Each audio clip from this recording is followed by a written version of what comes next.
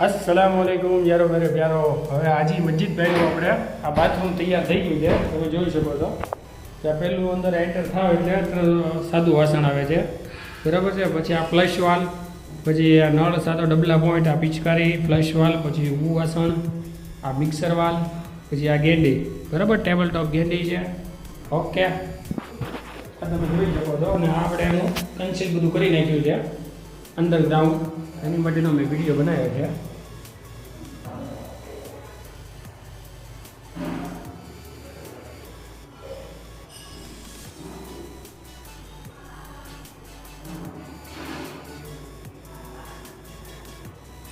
Okay, આનું મેં કન્સેલનું video બનાવેલો છે અને આ ટાઇલ્સ લાગી ગઈ છે અને એની પહેલાંનો વિડીયોની એક્ઝેક્ટ પાછળ આવશે।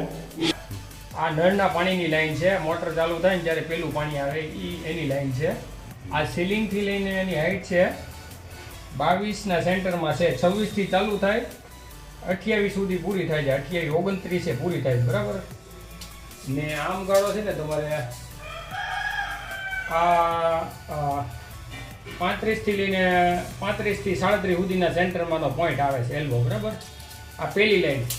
હવે આ બીજી લાઈન છે ને આ સીલિંગથી લઈને 38થી લઈને 40 સુધીના સેન્ટરમાં છે, 38થી 40ના સેન્ટરમાં પહેલી લાઈન છે, જે ઉપરના ટાંકાનું પાણી આવે કન્ટિન્યુ એ પાણીની લાઈન, બરાબર ને। આ છેડો છે આ દિવાલથી 1 ફૂટના અંતરે છે, 11 ઇંચથી લઈને 13 ઇંચના ગાળામાં છે। ઓકે, આ લાઈન બતાવી દઉં છું। ઓકે,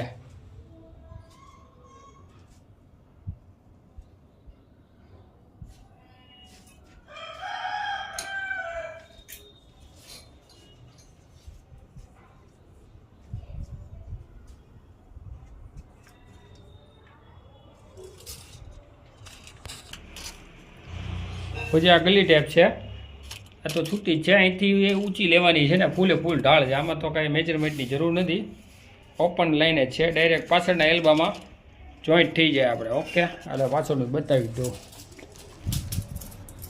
તો આ પાઇપ આવે છે કે નહીં, એ લઈને ઓલા એલ્બામાં જોઈન્ટ થઈ જાય।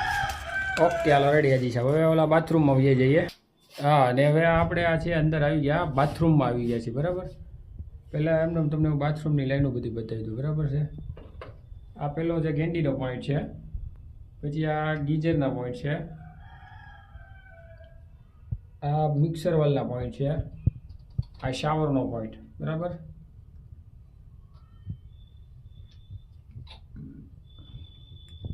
આ ફ્લશ વાલ ઊભા વાસણનું, આ એનો છેડો, બરાબર। આ ડબલા પોઈન્ટ ઊભા વાસણનું, આ બેઠા વાસણમાં ડબલા પોઈન્ટ ને ફ્લશ વાલ। ઓકે,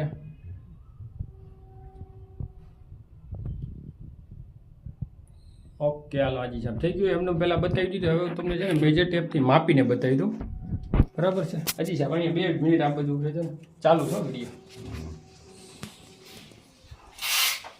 ઓકે છે। હવે આ સીલિંગથી લઈને તમારી મેન લાઈન છે ને 52થી લઈને 54 સુધીના અંદર છે, 52થી 54 સીલિંગથી લઈને એની મેન લાઈન જે પાણીની ઠંડા પાણીની લાઈન છે એ છે, બરાબર। પછી